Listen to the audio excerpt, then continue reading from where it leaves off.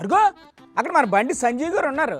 ఆయన చెప్పినట్టు చెయ్యకపోతే మీ బీరువాలో ఉన్న డబ్బులు, ఒంటి మీద ఉన్న బంగారం మాయం అవును గాక అని చెప్పేసి ప్రజలను హిప్రటైజ్ చేస్తున్నారు. భలే సరదా మనిషి ఆయన. నమస్కారం సార్, ఇంక మొదలెట్టండి. భారత్ మాతాకి గిద సప్పగా ఉంటుందా అని సప్పుగా ఉందా? కాంగ్రెస్ వాళ్ళు జై జై అనబడుతుంది.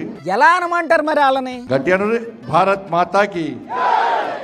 అది ఇప్పుడు బాగా అన్నారు సార్. ఓ సకినాల దమ్మేదో చూపట్టుర్రే. ఇప్పటి వరకు ఉంటాయా సార్ సెకినాలు? ఇప్పుడో అయిపోయి ఉంటాయి. ఎలక్షన్స్ ఎప్పుడక్క? 11వ తారీఖు. ఈ నెల 11 వచ్చే నెల 11. ఏంటి తెలదా మీకు?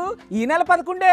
వచ్చే నెలలో ఇంట్లో అనుకుంటే ఏమైతే తెలుసా? వచ్చే అనుకోని మా ఊళ్ళ కొంప కొల్లేరుతుంది, మీ బతుకులు బర్బాద్ అవుతాయి. మీరేం కంగారు పెట్టకండి, వాళ్ళకి అన్ని గుర్తే. ఏ గుర్తక్కమన్నది?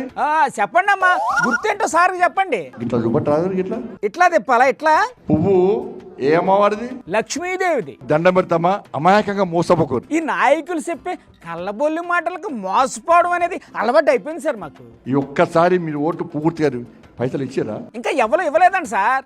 తీసుకో రద్దు వద్దనకూరు. అంటే నోటుకు ఓటు అమ్ముకోమంటారా? 10 సంవత్సరాల వాళ్ళు దోసుకున్నారు బీఆర్ఎస్ వాళ్ళు. ఇతరు తీసుకోరు. తప్పు సార్, అలా తీసుకోకూడదు. తీసుకుంటే తప్ప కాదా? తప్ప తీసుకుంటే సరే సార్, మీరు చెప్తున్నారు కదా, తీసుకుంటారులేండి. ఓటు మాత్రం కొంపది చేయకూడదు. 11వ తారీఖు పువ్వు గుర్తక. గుర్తుంది వేస్తారు కదా. మీకే వేస్తారు, మీరు వెళ్ళిపోండి. అప్పుడు ఎత్తలేవు ఆకలి. అవును సార్, ఇంక మీరు వాళ్ళని వదిలేస్తే ఇంటికి వెళ్ళి బో తింటారు. అనుగురి కాంగ్రెస్ వస్తే ఏం అడగాలి? పోయినసారి ఓటేస్తాం 2005 ఏది రాబాయి? 4000 ఏవి?